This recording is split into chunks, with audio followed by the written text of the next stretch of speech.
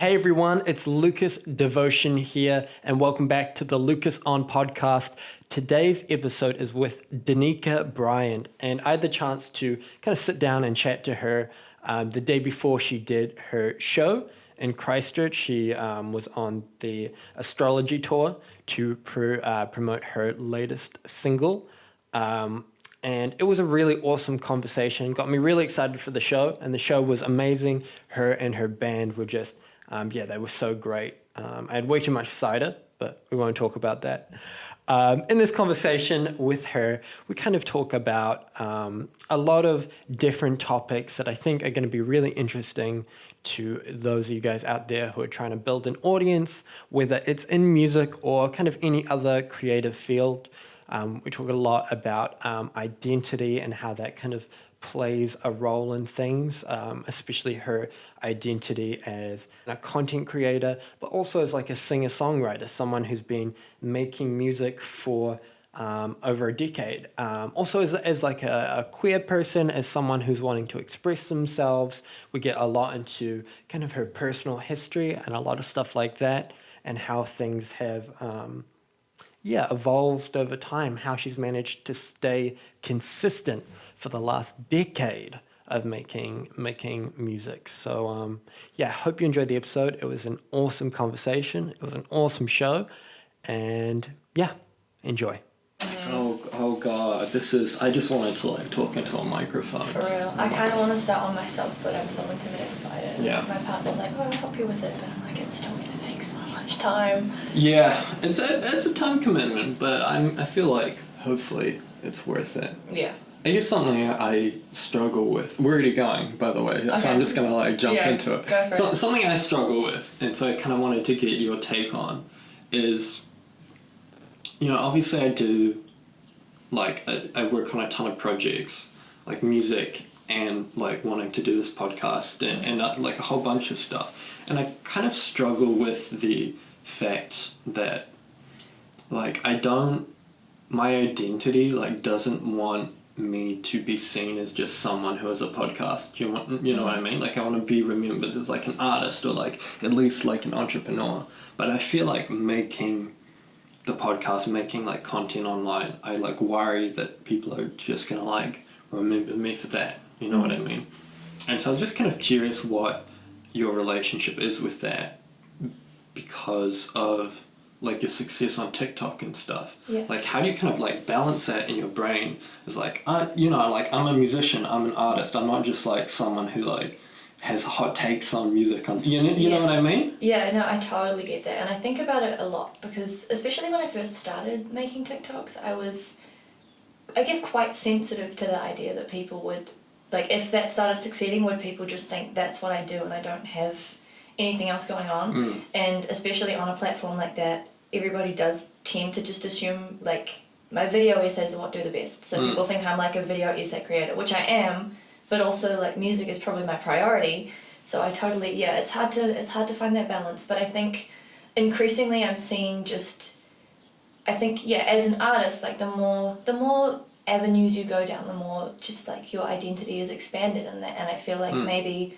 the way to do it is just like have more of an outlook that it is growing your brand, growing who you are, showing different aspects of your personality, and like there's no one answer to who you are ever going to be, Yeah. So I think it's cool having that overlap in the end. I used to think it was a negative. Now I see it as like there's only more ways people can interact with me as a creator now and see what content I like, what content I consume, what I think about other stuff, and like in the end, if it all comes back to me, then that's awesome. That's just it's stuff that I'm making at the end of the day. It's all me. So I guess that's the better way to look at it, rather than like letting it kind of restrict you and worrying too much about, is someone seeing me as a specific thing? Because like that's kind of their prerogative if that's how they see it. If you know you are much more versatile than just one podcaster, for instance. Yeah. Do you feel like, are you ever thinking about potentially like the consequences of things that you say about other people's music in the framing of your own music? Like, say you're talking about Guts and you're like, oh, I didn't like, I didn't like Vampire because, it was, I don't know, it was too poppy, right? Is there any part of you that's like, oh, but someone could say the same about Crush?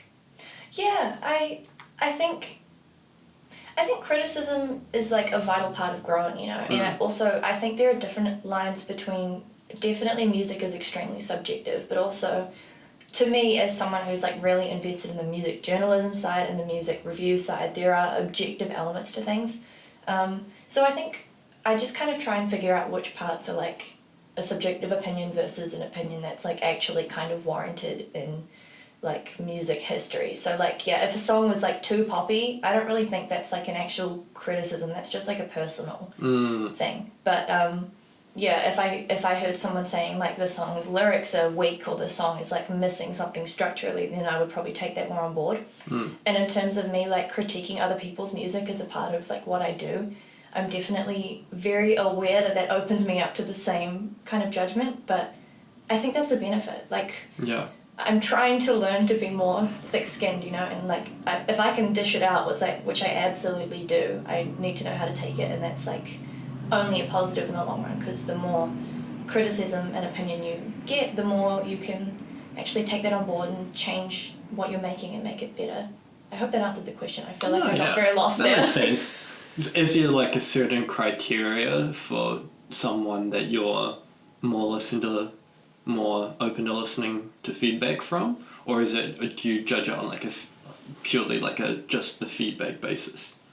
I guess it depends. If it's people like that I trust, that I already know closely, and they have an opinion, I'll probably take it on board in some way. But also, at the end of the day, when it comes to making music, my opinion is the like ultimate be all end all. So I feel like taking everything into account matters. And like people who are reviewers, that term is so broad, because like I started reviewing just as a volunteer for random publications, and I had no credentials to my name, but I was still technically a reviewer, right? Yeah. And I feel like, yeah, being like a critic, whatever that might mean, you have to like build up a reputation for people trusting your opinion and kind of agreeing with it. Yeah. So in terms of trusting what like critics might be saying, I'm probably gonna, I will listen to anyone's opinion, but I guess the more you hear the same opinion, the more it gains credentials to it. Yeah, interesting. So, like your bio says that you've been like doing music for over 10 years. Is that both like sides? Is that making music and reviewing it, or is reviewing it kind of become more of is it more recent? I would say, I've been making music. Yeah, I started like working properly in music when I was like 12 years old, and I got into covers gigs, but I've been writing original music before then. It was just kind of like migrating into getting into the industry and taking it seriously as a career. Yeah. But the reviewing, I would say I've always had extremely strong opinions on literally everything. I'm just a really opinionated person, to a dangerous degree at times. But it's not like ill-intentioned, it's more that I think I have like a special interest and like a hyperfixation in general on music and pop music specifically, and so anytime I get invested in something, I get like all these ideas that I want to share, and so I haven't like professionally been reviewing music for more than a couple years. Yeah. With that being starting to volunteer for publications and then getting paid opportunities, and then also like with my TikTok, using that as a way to just review stuff that I see fit with no restrictions. But like because it's been a real passion of mine basically my whole life, I guess if you asked anyone that knew me closely, I've been reviewing music my whole life, because I can't shut up about every piece of music I've ever consumed. Yeah. Have you found that to be like a good opportunity? Do you have more leverage now that like your TikTok has seen like a massive amount of success to get reviewing gigs and be able to write places, or? In some ways, I think some jobs that I've applied for have been really interested in the TikTok aspect, because they see it as like a new frontier of music discussion and obviously music promotion. So I don't know if it necessarily gives me like significant credentials in a professional setting, but I think like people around my age and like people in pop music spaces take it seriously, because they can see that the platform has the potential to like take you places and have people turn to your voice to have your take on stuff. Yeah. yeah, so I just think, yeah, it's just another avenue. Like the more you say, the more people are going to listen. And yeah, it's just another example of me putting my opinion out there somewhere and people increasingly taking it seriously because I won't stop sharing it. How's the bleed over been from TikTok into like music? Have you noticed that things seem to be going better? I don't know, like streaming wise. It's kind of tough because like my TikTok specifically is very crafted around my opinion on other people's music more so than my own music, and I'm trying to improve that situation, you know, because the original intent was to like promote my own content, and I don't regret at all where I ended up going with it, because I love that I've just created this really interesting community for talking about all areas of pop music. But yeah, there's definitely been some bleed over. I would say the like fan base from TikTok is very minimal, but the people who are coming from there are very, very invested and very dedicated. And I think that's much more valuable than like a huge audience of people who are casual listeners versus a very small amount of people who really care. And that's like all I've ever wanted, you know. I would much prefer people to be really into it and really caring and like listening to all of it, rather than just like they like one or two songs and they just have that on in the background and they don't think about it so much. Do you feel like they get kind of like hooked on your personality and then also happen to like your music? Yeah. That kind of way, or? Well, yeah, or maybe, I mean, I definitely think people are interested in the artists that I have a lot to say about, and because I'm like saying stuff about their favourite artists, then I guess they can kind of feel that if these are the people I'm listening to, it's probably going to carry over into my own sound. Yeah. For instance, like I talk a lot about people like Taylor Swift, Olivia Rodrigo, Lorde, people like that. If you're talking about them enough, and then people see that you also make music, there's a really good chance that that sound is going to have some similarities because they're my biggest influences, and it absolutely does. Yeah, again, I feel like I lost the question now. But no, you're okay. I'm just a tangent. I'm just talking tangents. But 10 years is crazy. I mean, like, how have you not just buckled? Have you been so consistent and just not given up over 10 years? Because that's like an achievement. Thank you. Yeah, I guess I don't want to say that I don't know how to do anything else, because obviously I could do other things, but this is just what I've always cared about, and I can't see myself doing anything else. Like, music has always been it for me, and I've always had a real vested interest in journalism and just like writing in general. I mean, I became a songwriter because I was a writer first and foremost, and then I learnt the musical elements. Yeah. But yeah, honestly, it's just because it's my passion. I just love it so much, and I can't think of any other avenues that would fit my life in a way that would make me happy. And so even though all of these like difficult periods have happened, I'm just like, I don't want to be like I have the drive. I just have crazy drive in comparison to everyone else. It's not that. It's just that like, yeah, I'm fixated on it, you know. I don't see any other option, kind of. Yeah. There's been no other art forms that have called to you as much, would you say? No. Have you ever thought about directing or sewing? No. In fact, they intimidate me. Yeah, I love to come up with like a visual idea for stuff, but I hate the actual execution. And it's kind of like, I know what I'm good at, and so if I'm good at it now, I feel like I'd rather put all the effort into continuing to just improve and get better and make that happen on a bigger level that like attains whatever I want to constitute as success at the time, rather than like learning new skills and kind of starting at the bottom, which I want to learn other things obviously, but yeah, it's just my life has been about music for so long, I can't picture it any other way. Yeah.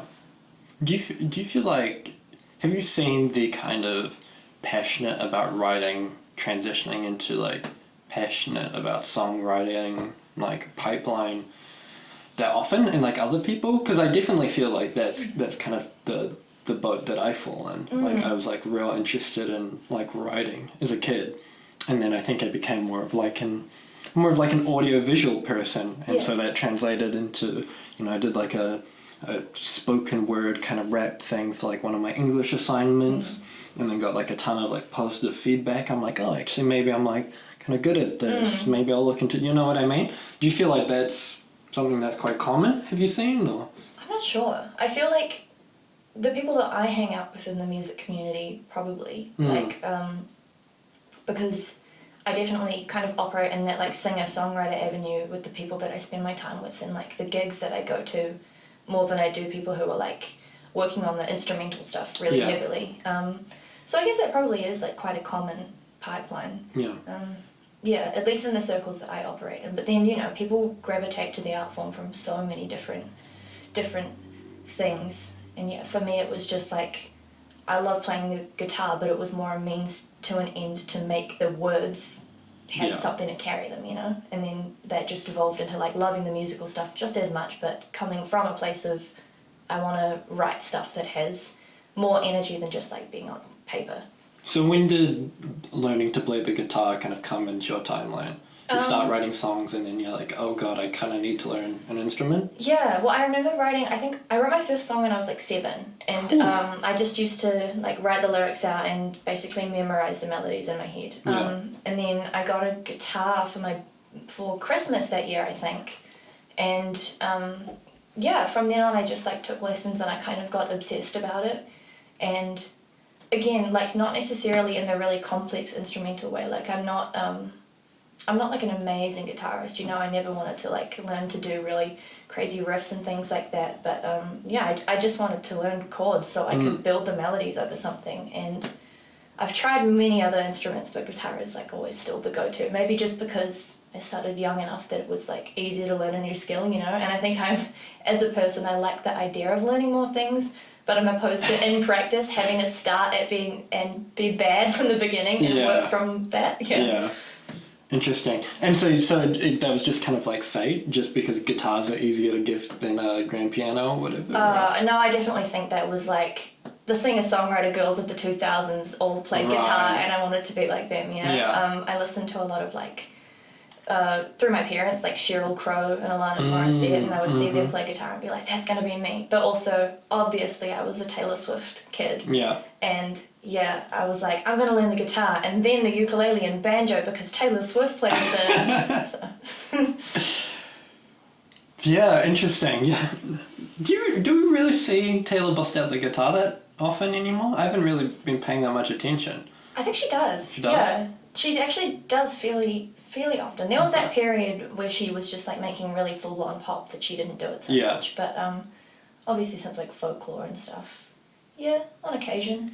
There's something nice about, I'm envious of it, and so maybe I should take action on it at some point. But it's kind of the, the train of thought where it's having just enough skills to play the guitar, so as like the lead singer, you can get up there and strum the chords and play the guitar like while you're performing, in a way that contributes to the song but isn't, any of the kind of like technical, I'm kind of thinking about like the Maddie Healy style of like he gets up there with the guitar but he's really only playing a couple of chords. It doesn't matter so much. Yeah, exactly, Yeah. That is interesting, I suppose. Yeah, there's just something about the style of just hanging out like up there with it. Just feels like super super authentic, and something about it's just like cooler than like kind of being crouched over a piano. You know what I mean? And we actually have this discussion in my band a lot. My two bandmates make fun of me all the time because we don't really function like a traditional band. When you have a singer-songwriter as like the lead, like they just don't function like a normal bandmate. Like I don't listen to the drum kit like I'm supposed to, It's me in charge. That's not supposed to be the way it runs. Yeah. But like there is an authenticity in it, but there's also an almost comical level of like, oh, this isn't how it should be done. But that also makes it more fun. So how does everything work with your band? I mean, because like we started, they're like, we are a band, but they're like my band, right? Yeah. So it's kind of like I bring the songs to them and then they just figure out how to play it and go along with me. And like they're amazing and I could not be more appreciative to have them like so willing to do that with me. Yeah. But yeah, it's just I think different to how a lot of bands would function in that the songwriting isn't so collaborative, and also like the playing, normally you have like the drummer leading the way, controlling the tempo and stuff, and like my drummer Tyler will still absolutely be like controlling that somewhat, but also if it's too fast or too slow, or like I just accidentally want to go do something different, like it's more them following me than it is the other way around. which I love being in that position because I love being controlling. How did you get like a band of people like that together? How did you find people to, be willing to kind of take the back seat, not be in the spotlight as much? Honestly, I'm very lucky because I've known them since high school. Okay. So yeah, Nat and Tyler are both, like, we're just the same friend group in high school, and they actually had a separate band from me that they started. But then one event that they had that was planned, the singer had to drop out.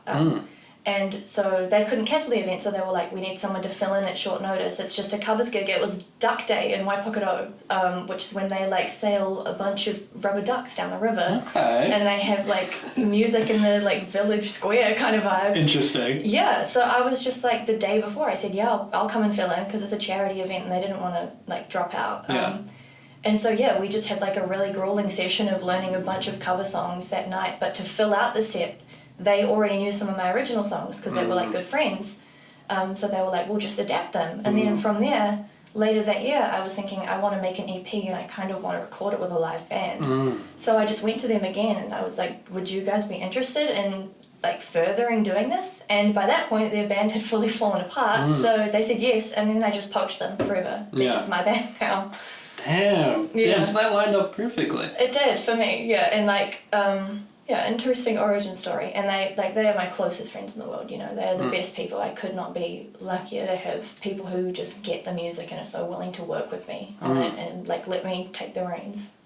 And there must be like relatively skilled players to be able to like pick up and play songs like that. Absolutely, yeah. Nat, my bassist, probably...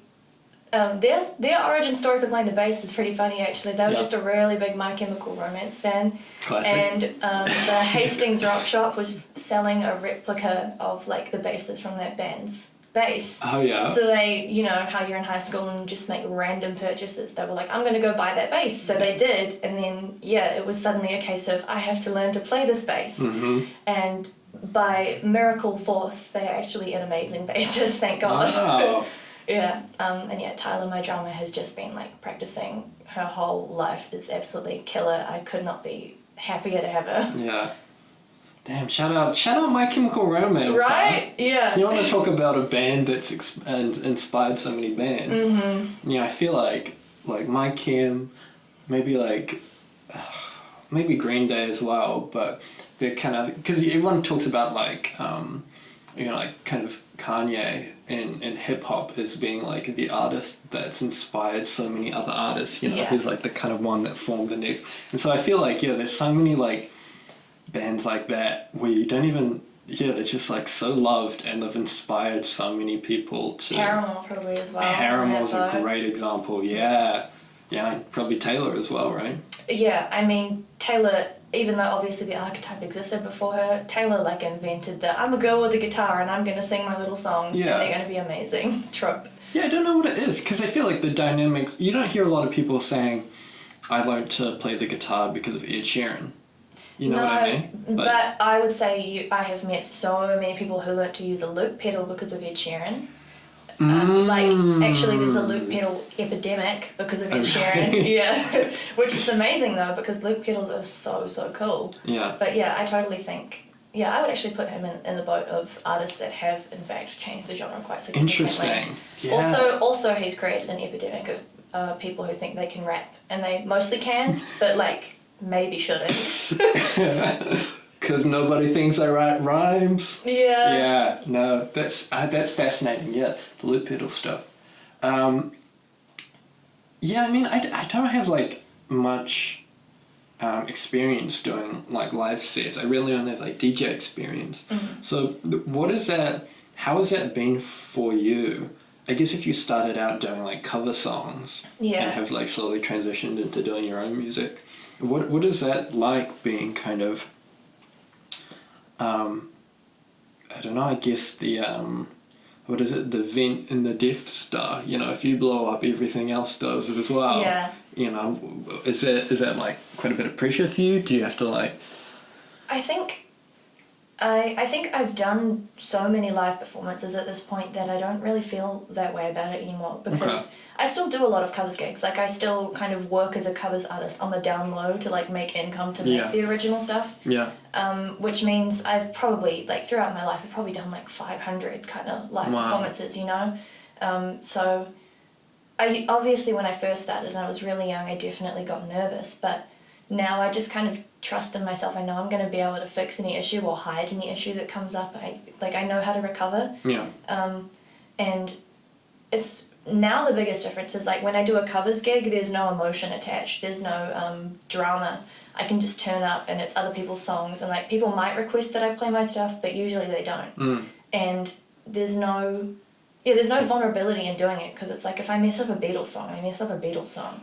But when I go out there and I'm playing my own songs, it's like there's so much like fragility in having to perform that and deliver the emotions in a real way, and also know, in some cases, like increasingly so, especially now that I'm touring quite a lot, the songs are actually becoming important to people. A few years ago, people had never heard the song, so it was like, I need to put this song out there in the best way for the first time for these people. Yeah. Now it's like, I'll run a show and I can see a couple of people in the audience singing along, and it's like, I can't mess this up for them, because this is important for them, and it's insane that they came out here and they know the words. So I think, it's just like two different worlds. I don't get anxious about performing so much, although I get anxious about running the events. Yeah. But being on stage, it's just a different realm of, like, it's not so much about making good music, it's about like getting the emotion out there. For me is like the most vulnerable and stressful part. Since you're still like independent, how much of the shows are you having to like deal with yourself? It's all me. I like both of my tours. So I did the Ego Death tour last year and the Astrology tour, and they're entirely like run by my band and I.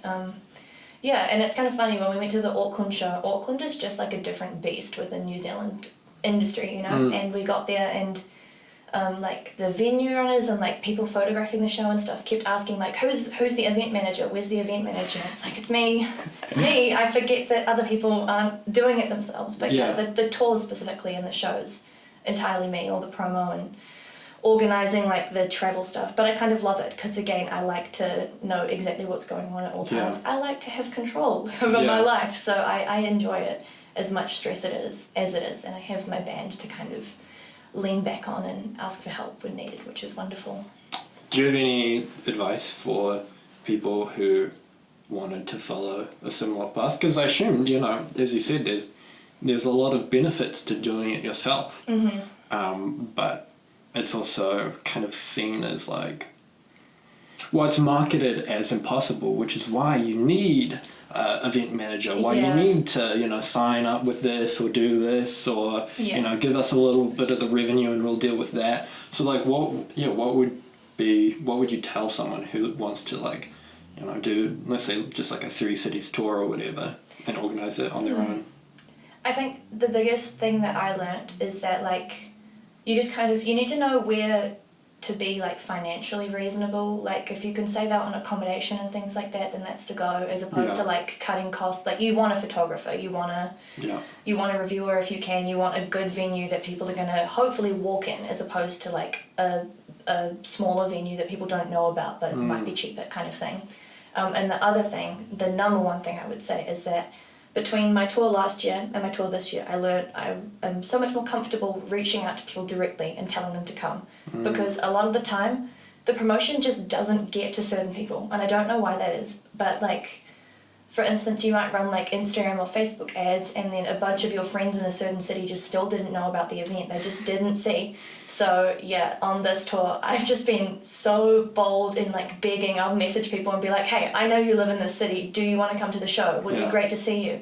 Because it's great, because, like, I want to catch up with these people. But also, genuinely, like, they are often super keen to come hear the music. They just hadn't heard about it any other way. So, my advice would be, like, think logistically, kind of, like, know when to cut your losses and, like, think financially as much as you can. But also, like, don't be afraid to message people, because for the most part, they probably want to come. And the worst answer you'll get is them just saying, no, I'm busy. And, like, that doesn't hurt as much as you think it would, because everyone is busy.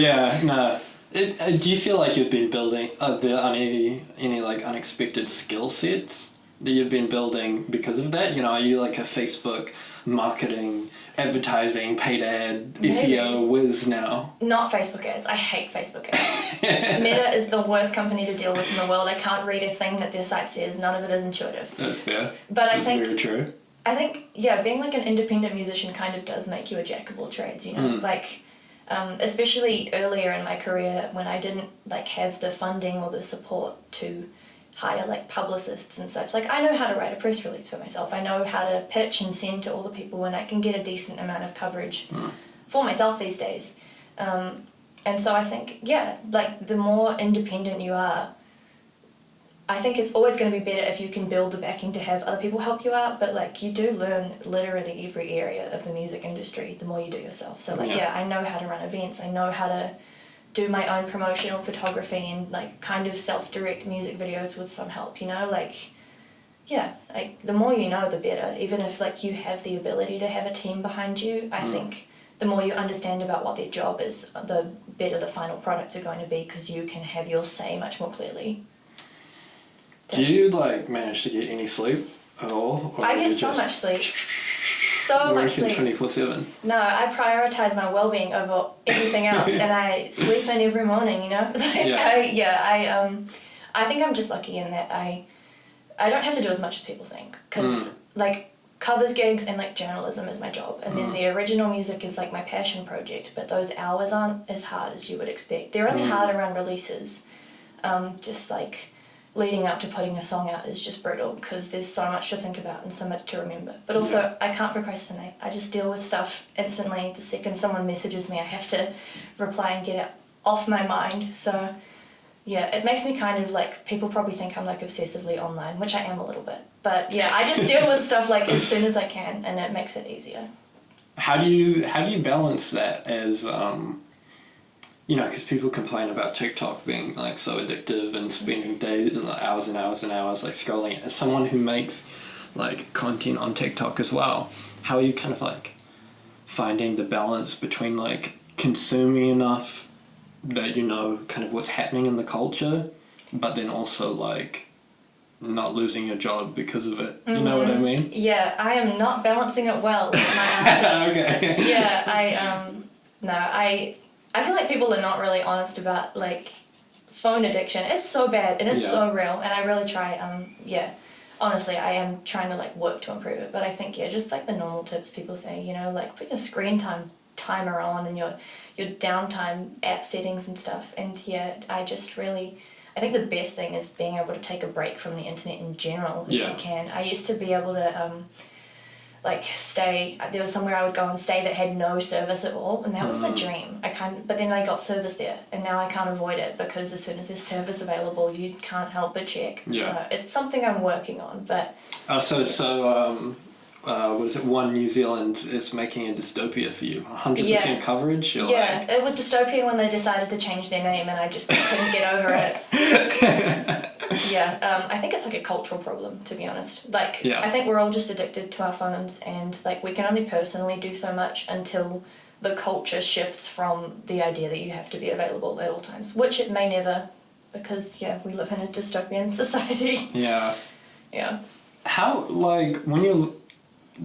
long did you like spend practicing, I don't know, per day, per week or whatever, learning guitar? Like when I was originally learning, because I don't really practice that much now, to be honest. I honestly wouldn't know. I was too young to kind of consciously think about it. It would depend on the piece, I guess. Like I used to just live off ultimateguitar.com and just find my favorite songs and just like figure out all the chords. So I don't know. Probably a lot of time, to be honest. Probably like an hour or two most days when I was really young. But now I don't practice so much as I just like write a song or intentionally learn a new cover song to play type of thing, and it doesn't take time, really. How are you how do you start formulating that in your head? Are you thinking about like chords? Are you thinking about the key it's in, and then you're developing chords off of that? When I write, you mean? Yeah.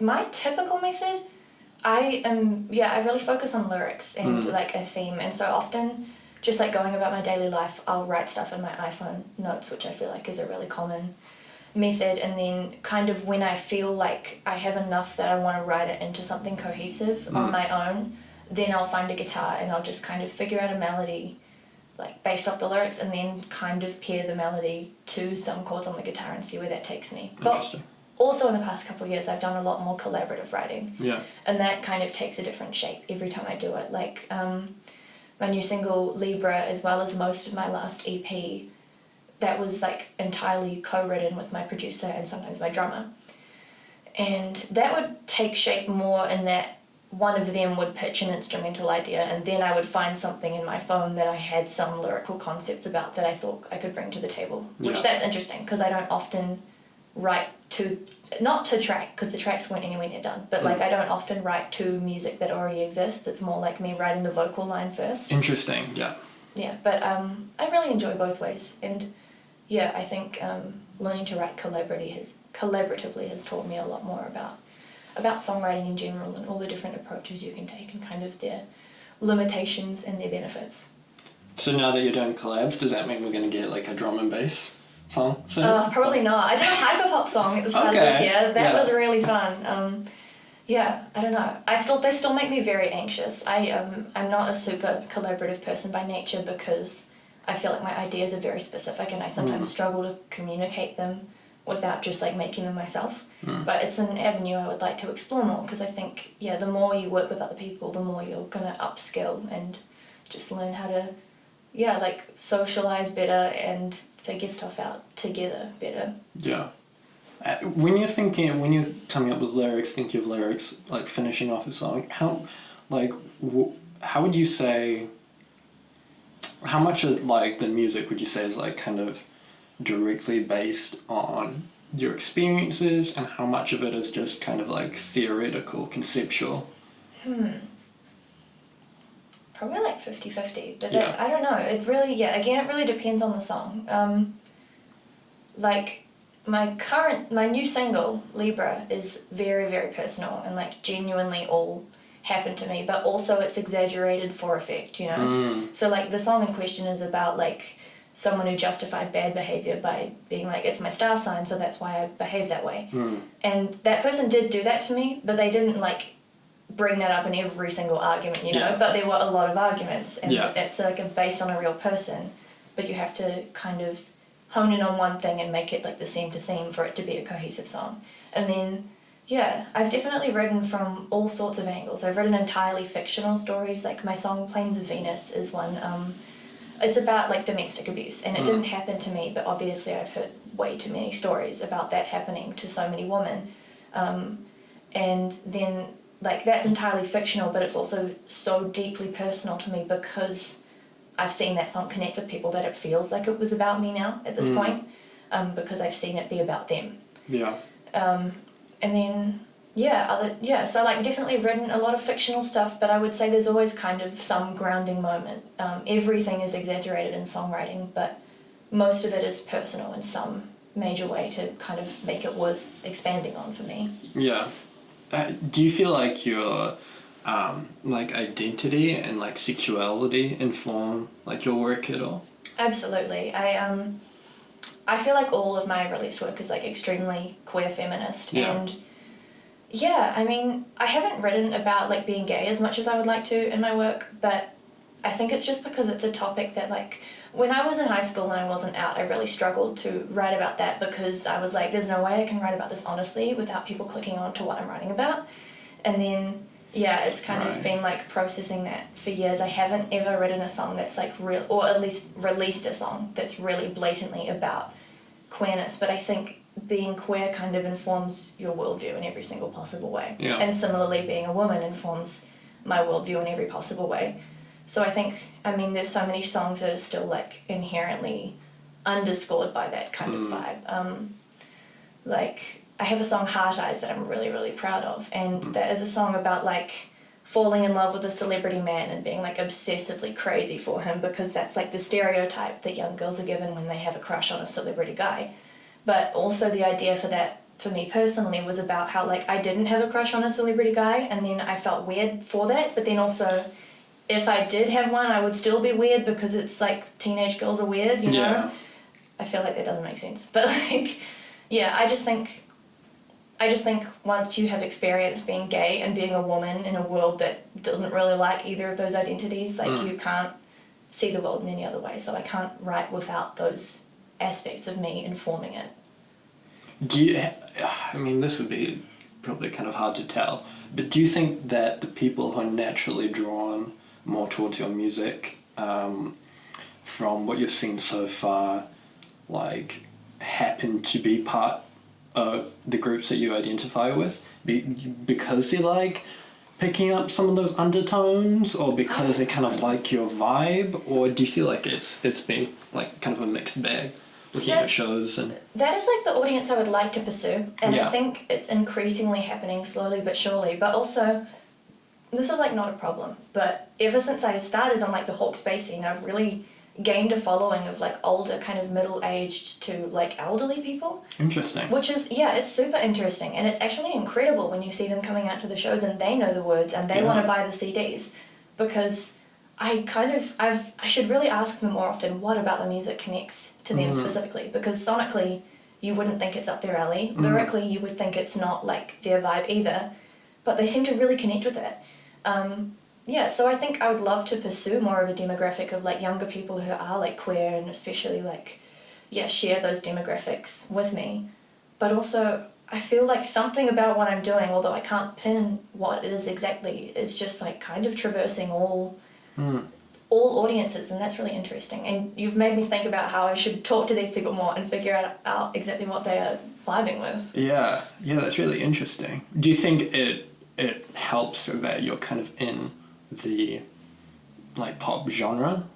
Yeah, I mean, I think the overlap, it's like the writing itself is like indie and singer-songwriter and like folk orientated, but the actual sound in like the studio recordings is very pop with a little bit of rock. So in some ways that's great because it like calls in a younger audience who like those sounds better, but it also like makes people who are really lyrically oriented like come and invest in the music. But also I find that in like the music industry landscape, that overlap can cause some issues, because for instance in New Zealand we have quite a divide between like alternative music and commercial music. Yeah. So, you know, like we have the student radio networks and they don't often support really poppy stuff, but they're really here for alternative stuff. And then vice versa, you have the Edge and ZM who do play like local musicians who are really pop, but won't play anything that's kind of a little bit out of that box. Yeah. So I kind of walk right on that line, which makes it sometimes hard to get industry support. But, you know, that's an interesting space to be in, and it's exactly the kind of music I want to be making. So I'm just like, I'll just let people adapt to it, and like the people who like it will find it in the end, I hope. Just to circle back to Hard Eyes, would you give that as an example of like one of the more, or like one of the stressful kind of releases that you're talking about? Because you have a music video for that one, which I assume is, you know, self-directed, done it yourself. Did that come out as a single, or was that part of a project? It's just a one-off single. Yeah.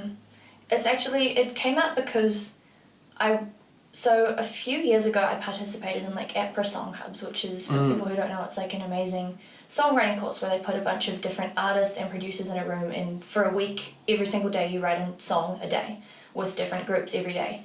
And leading up to that was where I wrote my song Ready to Bite. But the night before the first day of the course, I was terrified that I was like not going to be able to write a good song. So I wrote Hard Eyes the night before as a way to remind myself, like, no, you can actually do this. You know what you're doing. And then it just really stuck with me. I write a lot of songs, but that one just like stuck with me. And then coincidentally, the following week, I was playing a gig at like the Hawke's Bay horse races, like a covers gig. And I was in one room and there was another artist a few rooms over. And on the breaks, like the horses run around all at the same time, so that's when you go on break. And he came over to me and he was like, "Hi, I'm Johnny. I just wanted to come say hi because we both live in Wellington, but we're both originally from Hawke's Bay and we just happened to both be playing this gig. I'm a producer, we should connect sometime." And any other time, had that happened, I would have been like, "Oh my God, no way, I don't want to talk to anyone new ever in my life." But I'd just done song hubs. Yeah. And I was feeling like the high of working with new people and realizing I was actually capable. So I just said, "Yeah, I just wrote a song and I want to bring it to you." so yeah, we just ended up making that song like fully written by me, and then he just produced it, and then that began like the best collaborative relationship I've had in my career with Wow. Johnny. He's like produced literally all of my work since except Ready to Bite. And yeah, what was the question? And doing that independently. Yeah, I mean, that was kind of an interesting experience because that's the last time, since then I've had like publicists and everything hired. But that was the last time I did everything myself, and I feel like I learned a lot because Johnny was there to support me through it, and he helped me a lot with the promotion. But yeah, the music video, like, just kind of, you have to get so creative to be able to pull it off yourself and to execute a vision with very limited materials. I was lucky at that time because my flatmate had just moved out, so there was a spare room in our house, and I just used it for the video. But yeah, like, it's just all about taking different angles. And again, I've literally forgotten the question, or maybe I'm ranting about this song. No, you're okay. You're doing well. But yeah, I just figure it out, you know? Like, if the reality, especially at that point in my career, was like, if you don't have anyone who's going to help you, you just have to figure it out. Yeah.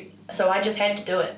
And like, I wasn't consciously thinking like, oh my gosh, how am I going to pull this off? I was just like, I have to pull it off. There's no other option. The song has to be out there. And yeah, it just came into being because of that one meeting and all of these different things landing into place, and I wanted it out there because I love it so much, and it's still like top 3 of my own songs. Yeah. How did production come along before you were kind of making these connections? Like, do you have much skill like working like a DAW and like being able to like mix and master it yourself, or have you always kind of outsourced? I did a little bit of like very, very basic production in high school, but it's not really my thing. No. I really respect the art form and I understand a lot of elements about it, but I'd rather outsource it to someone who's super passionate and fully knows what they're doing. So the only project, like I released like really early on when I was a teenager, I'd put out like acoustic recordings that were literally just live clips, and most of them are gone now off the internet, but there's a couple on like Spotify still. But before I met Johnny, I only have like one project that wasn't made with him, and that was my first EP, Cider, and that was just me like hitting up a producer in Wellington where I was about to move to and just being like, can you record my band like playing live? And it's like mostly live, that EP. Yeah, and that was done by Toby Lloyd of Tiny Triumph Recordings, and he's amazing, and I totally want to work with him again, especially because like I did not know how to record or produce anything at that time, and the requests I was making in hindsight were probably fully bizarre. Like, you do not record a band live like the way we did. Like, the vocals are barely edited, and now I would want them to be recorded like separately and everything, and like mixed better. Which, like, that's limitations caused by me being like, no, we just have to record the band performing live. I don't know why we did that, but it sounds really cool also because of it. Like, I love the emotion that came through, so yeah, it's just like a very different sound to what I've made with Johnny because his material is a lot more like full conventional studio pop. Whereas that first EP that we did before I'd met Johnny is just, it's fully just like the band and we're in a room together.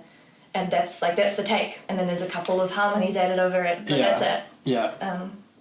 But I'm so glad that I had that experience because now I know about so many different ways of recording that you can approach, and I would still like to tackle that again with a few adjustments. Now that I have the understanding of what I need to do. Do you feel like it would give a kind of a better overall sound, or just something that it's just kind of a style that you prefer to have it more of it be done live? I think it's a genre thing, like, because that first EP that I did was like it was like singer-songwriter folk with some rock, and that's both because the songs lend themselves to that, but also because the recording style was that. Like, when you record a band live and you're not doing much studio editing, it's just going to sound more, like raw and gritty. And then the stuff that I did following that, when Johnny started encouraging me to go into a more traditional pop direction, that's going to require a lot more, like, you clean up the vocal. I feel like people are really negative to the concept of, like, cleaning up the vocal and, like, tuning it. You're still taking, like, live takes, and it's still... But, like, like, editing everything to be perfect. Every single detail is perfect, as opposed to, that first EP, Cider.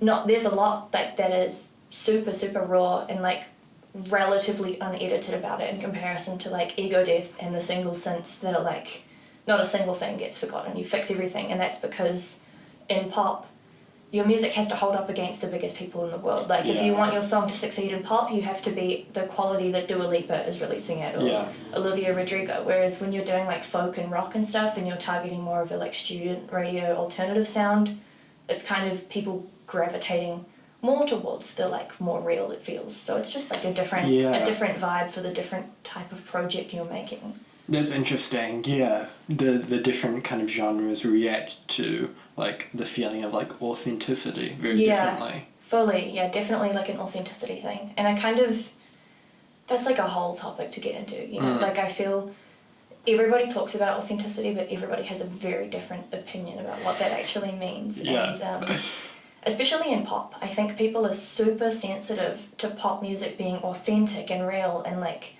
they can't stand the idea that a vocal might be edited. And like, this is going to send me down a path of, I get really irritated when people use the term auto-tuned wrong. That's what I'm thinking about right now. But yeah, like authenticity in pop is measured by like, I don't even know what it's measured by. People just apply it at random.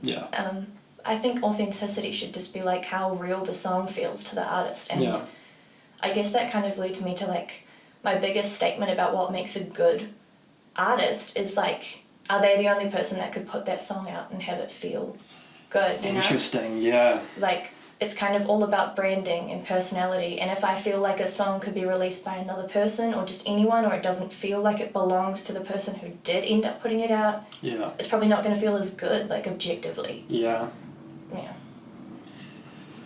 Yeah, interesting. God, that's a lot to unpack, though. You're totally right. Sorry, I just present big ideas and then I can't even begin to unpack them. Yeah, fascinating.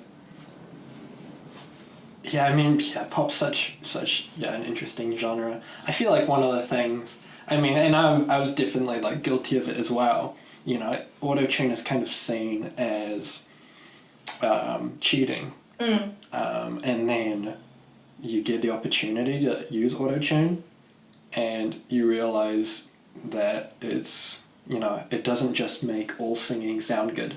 You know what I mean? Also, I think people don't realize, like, if you can hear the auto-tune, that's because the artist wanted you to hear the auto-tune. Yeah, exactly. It really bothers me when people are like, oh, I can hear that it's auto-tuned. That's because it was intentional. If they were doing it in a way that the vocal wasn't perfect and they didn't want you to know that, you wouldn't hear it. Because every single song you have ever heard in your life in the pop genre is auto-tuned. Or not auto-tuned, but like edited in Melodyne or whatever. Just like, it's never a raw vocal, and it couldn't be. Because there's no way it would hold up against anything else in the space. And also, like, auto-tune is such a cool tool. Like, it sounds so sick in so many songs, and you have genres that are like entirely built off the concept, like hyperpop, that are amazing. So I just don't understand why people specifically are so like defensive against that word and that concept. Like, auto-tune is awesome.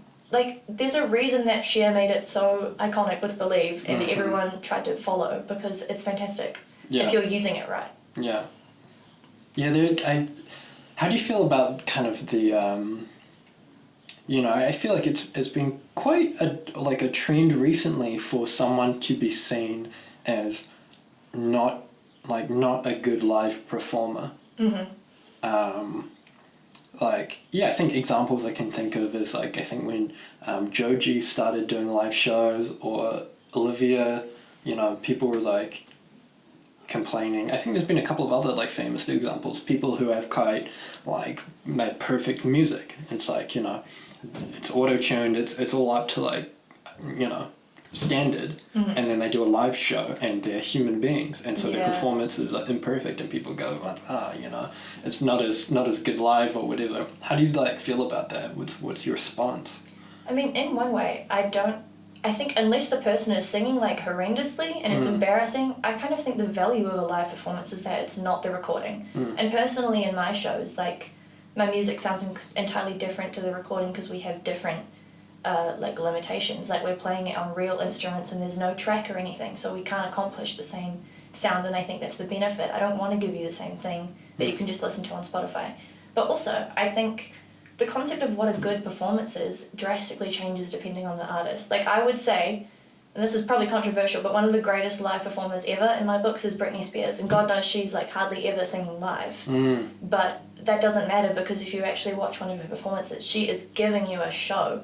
So I think it really depends on the artist's identity and what is kind of promoted as like the valuable parts of what they can do. Yeah. Like Olivia Rodrigo, you mentioned, I can see why people might be more disappointed with her vocals, because so much of her like interest is in how beautiful her vocals are and how much emotion she gives, and she's not necessarily like a dancer or like a dramatic staging kind of person. Yeah. So I get why people can criticize that, and I think like, yeah, I feel like you can take that as, okay, so she can either go down an avenue where she works on the live vocals, or she works on giving more of a show in other aspects. Yeah. Yeah, I really just think it depends on who the artist is, what their brand is, and yeah, whether you want to take that as like, okay, they need to be a better singer live or a better instrumentalist or whatever, or if there's other ways we can improve it so that it still feels like the show is meaningful in its own way, even if it's not giving you the exact same thing as the recording, it's giving you something different and potentially more valuable because it's unique. Interesting. Yeah. No, yeah, that makes perfect sense. You know, I think probably the example comes to mind to bring him up again is like Kanye with his staging that he's so famous for. You know, he suffered a lot of the same criticism that, you know, because he's using auto-tune live as well, that it's like super imperfect, and then at some points he's not even singing the song, he's just talking. Yeah. But just these grand, you know, purposeful stages and with meaning behind them, and it's like really like a show as opposed to... Yeah, that's really interesting. I hadn't thought about that before, but that's a good angle. It even makes me think of like what you just said, makes me think of, for instance, Charlie XCX. I love Charlie. She almost never sings without auto-tune, and it's really thick, and she's really, really open about it. And I saw her open for Taylor Swift, which was the weirdest combination ever, but she was amazing because she's Charlie. But yeah, her vibe, like, she doesn't necessarily have dramatic staging, and she's also not, like, she's singing live, but if you hate auto-tune, then you can say she's not really singing live or whatever. But she just brings so much energy to the stage, and, like, she can be quite gimmicky, too. Like, she had, at that specific show, she had, like, big drums she was banging on. Cool. And I've seen her, like, online with, like, dancers and whipping out choreo at times, or just, like, generally just bringing the audience energy up way more than a lot of performers are capable of. Because, you know, she's like a club rave style performer, so she's just like acting as if she's an audience member, except she's the show. And that's like its own skill in itself. Very few people could go up there and hype people up as much as she does, even if she's not singing perfectly, and she's really unafraid to acknowledge that. So yeah, like, everyone just does it differently. You just kind of have to have something that makes you have value to the audience, I feel. So that's what I'll do then. As a bad singer, I'll get up on stage like Jason Derulo and just... Yeah, you need a gimmick. God, we've been good. We've been chipping away at these. I guess one of the final things I kind of wanted to ask you about is, like, I have 10 years of experience under your belt at this point. If you woke up tomorrow and all the progress you had made in the last 10 years had been wiped away, you have a new name, new face, whole works, what do you feel like you would do differently now that you've had this amount of time to kind of learn the ropes?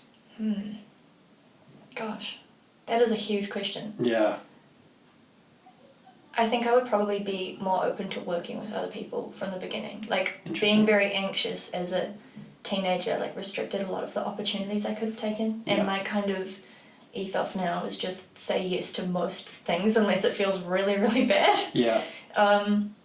So yeah, I think I would try and be a lot more willing to work with others, to take any opportunity I can, and also to write, like, more honestly from the get-go. Like, what I was saying about being afraid to write certain topics when I was younger, I would try and be a lot more free about that now, because people can feel when you're like hiding something, or that you're like being deliberately vague. And then in terms of like career and industry stuff, I think probably the same thing applies. Like, be more willing to work with people, be more willing to listen to advice, but also like trust your gut. And yeah, if I could like tell my younger self one thing, it would be like, you actually do know more than you think you know, which sounds like the opposite of what you'd normally tell a teenager, you know, like teenagers always think they know everything. But yeah, I think like I've always had intuition, and like with you, when it comes to your art, something so personal, like your intuition is probably right. Yeah. Hey, and well, you know, to give you some flowers on that aspect, I feel like not a lot of people would say yes to coming and doing a podcast with a stranger from Instagram. So. Yeah, I'm trying to be brave. I'm turning over a new leaf and being a courageous girl. Final question, because I feel like it's important to bring it really back to what we talked about in the beginning.